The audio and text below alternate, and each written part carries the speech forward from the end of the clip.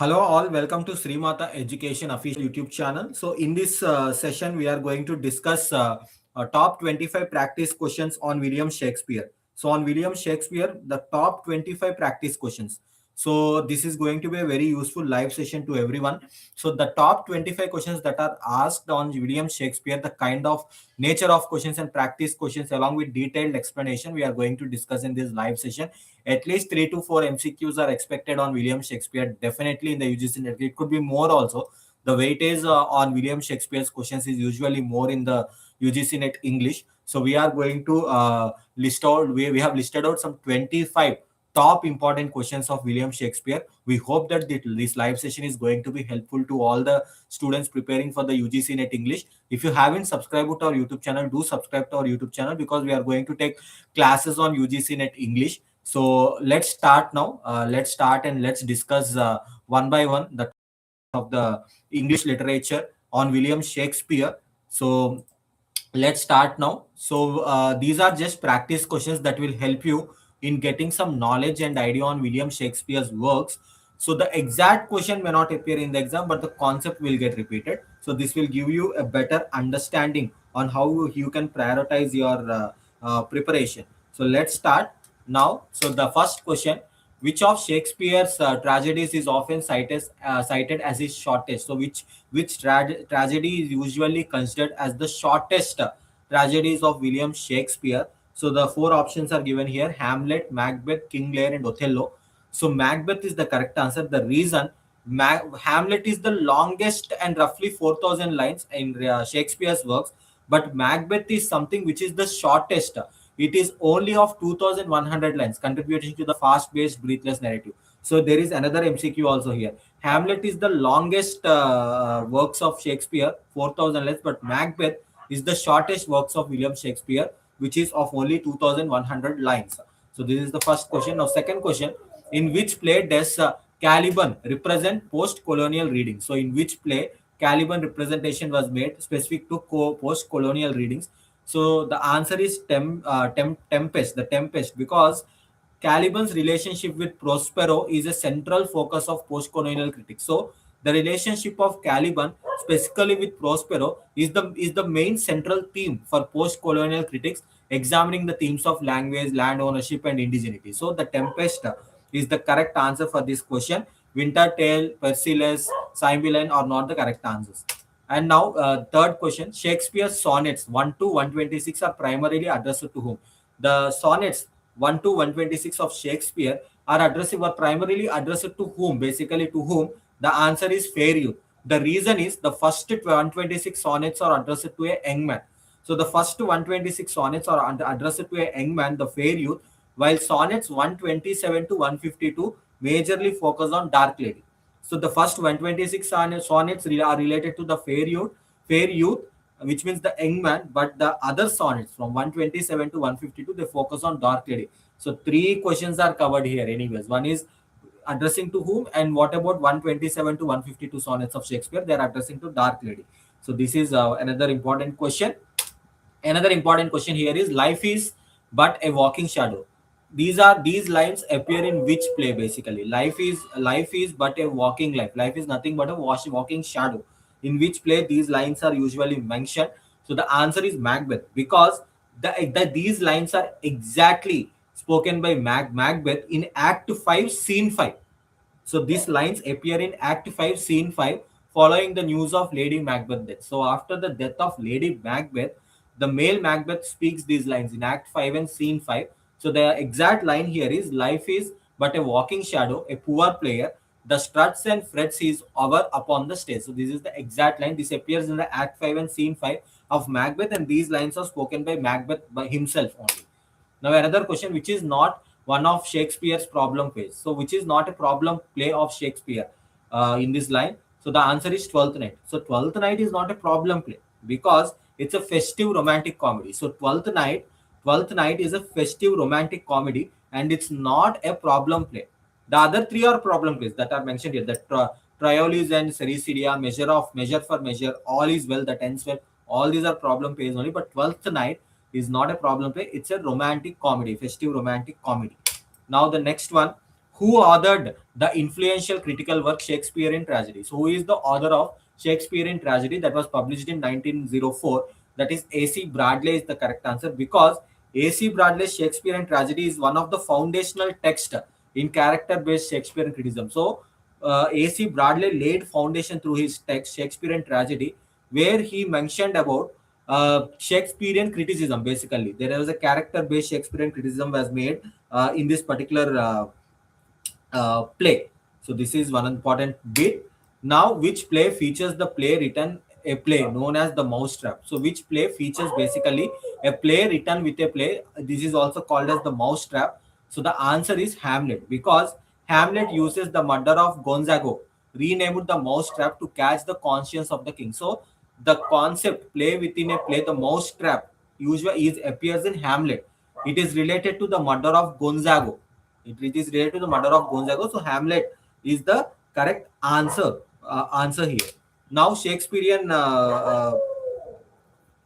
next question. Shakespeare's Roman plays are primarily based on which source? So from which source the Shakespeare's Roman plays are based out of? The answer is Plutarch's Lives. Plutarch Lives is the right answer, because Thomas North's translation of Plutarch's Lives served as the primary historical source for Julius Caesar, Antony and Cleopatra, and Coriolanus. So Thomas North translation work, Plutarch Life, is the primary historical source. It is the only and primary historical source for the Julius Caesar, basically. Julius Caesar, Antony and Cleopatra, and Coriolanus.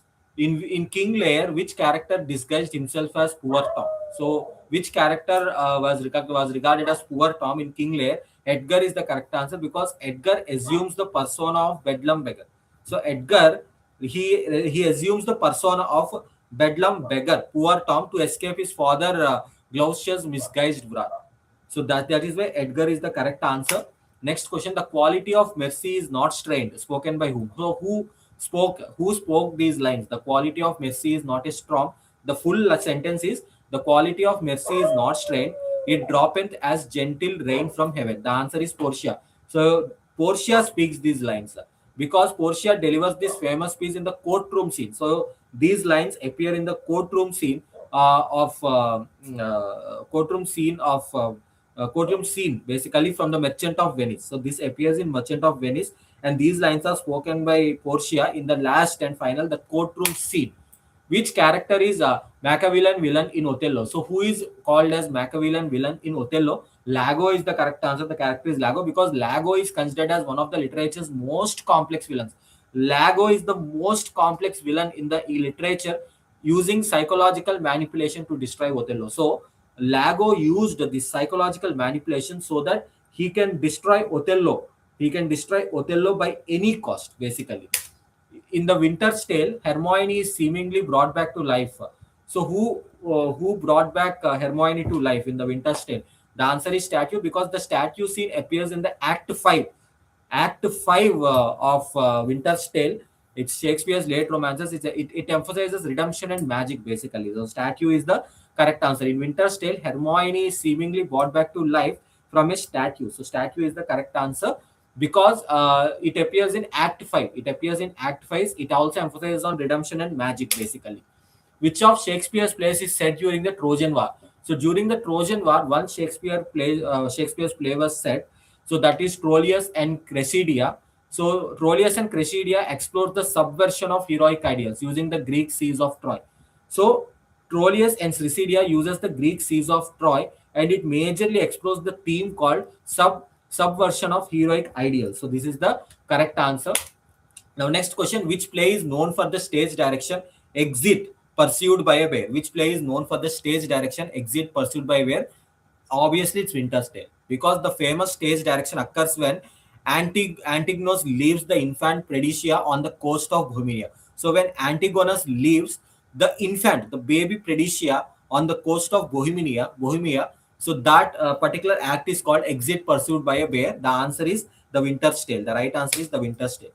What is the name of the theater where most of the Shakespeare's plays were performed? So this is one of the important questions both in AP, UGC NET, and other state level SET exams also. The Globe. So the Globe is a place where most of the Shakespearean plays were performed. and the Globe was, it was built in 1599 by Shakespeare's playing company, Lord Chamberlain's Men. So Shakespeare's playing company has another name that is called Lord Chamberlain's Men. So they constructed this play, the theater where major Shakespearean plays were performed. So the Globe is the correct answer. Shakespeare's Venus and Adonis is a, it is definitely a narrative poem because it was published in 1593.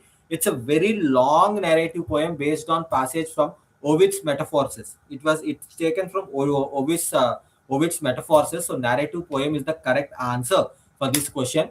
Cowards die many times before they death. Who say this? Julius Caesar. Definitely, this is one of the important lines from the Julius Caesar. Julius Caesar himself say these lines.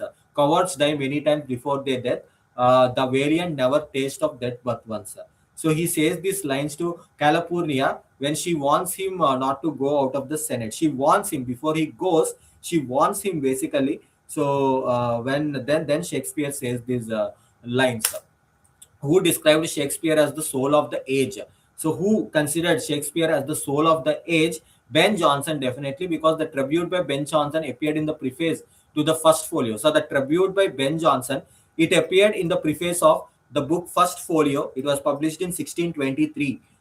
So next question, appearance versus reality. Which comedy involving twins explore this theme? So which comedy involves twins that explore the theme called appearances versus reality? It's definitely 12th Night, because the confusion between twins Viola and Sebastian drives the plot here. The confusion that arises between the Viola and Sebastian, they drive the plot and the thematic exploration of identity in 12th Night. So this is the correct answer and explanation. Which play ends with the marriage of Miranda and Ferdinand? So which play basically ends the final act, the climax ends with the marriage of Miranda and Ferdinand? The answer is Tempest. Their union in the Tempest symbolizes the reconciliation between the houses of Milan and Naples. The explanation is the union of Miranda and Ferdinand in the Tempest. It symbolizes the reconciliation between the house of Milan and Naples. So that is why this is the correct answer. Robert Greece famously attacked Shakespeare by calling him. So Robert Greece, he criticized Shakespeare. He called Shakespeare as upstart crow. The answer is upstart crow. Green's 1592 pamphlet, Growth's Worth of Wit, is the earliest surviving mention of Shakespeare as a London dramatist. So here there is another connecting question. Green's 1592 pamphlet, the pamphlet name is Growth's Worth of Wit, is the earliest surviving mention of Shakespeare as London dramatist. Hamlet, Survivor, and As You Like It, it's philosopher. Hamlet, Survivor, and As You Like It is about, the questions are related to that. Who is the only major character to survive Hamlet? So only one character only survived in the Hamlet, the major character, Horatio, because Hamlet asked Horatio to absent thief from facility awhile to tell his story to the world. So this is the right answer. Who delivers the 7 ages of man speech in As You Like It? Jakes delivers the 7 ages of men speech in the As You Like It. The melancholy Jakes delivers the philosophical monologue. This philosophical monologue appears in the Act 2, Scene 7. Orlando and Touchstone and Slevius are other characters in the play, but they do not deliver this speech. Only the Jakes deliver this speech in the philosophical monologue, Act 2, Scene 7 of As You Like It. The first folio of Shakespeare plays was published in which year? So Shakespeare's plays first folio was published in 1623. It was compiled by his colleagues Hemming and Condell. The first folio published in 1623 preserved 36 of plays. The first folio of 1623 published, so it contains 36 plays of Shakespeare. This is also one of the important questions. Double, double, toil and trouble. Who chanted these lines? Double, double, toil and trouble. Fire, burn and cauldron bubble. The witches in Macbeth. The witches in Macbeth usually they said these lines: double, double, toil and trouble. So this particular lines appear in appear in Macbeth Act 4 Scene 1. So these lines appear in the Act 4 and Scene 1 of Macbeth. So these are the top 25 practice questions for the UGC NET English on William Shakespeare plays. We will also come up with more classes for UGC NET English. So do like, share and subscribe to our YouTube channel. Stay tuned to Srimata Education for more classes on UGC NET. Do subscribe to our channel also. Thank you.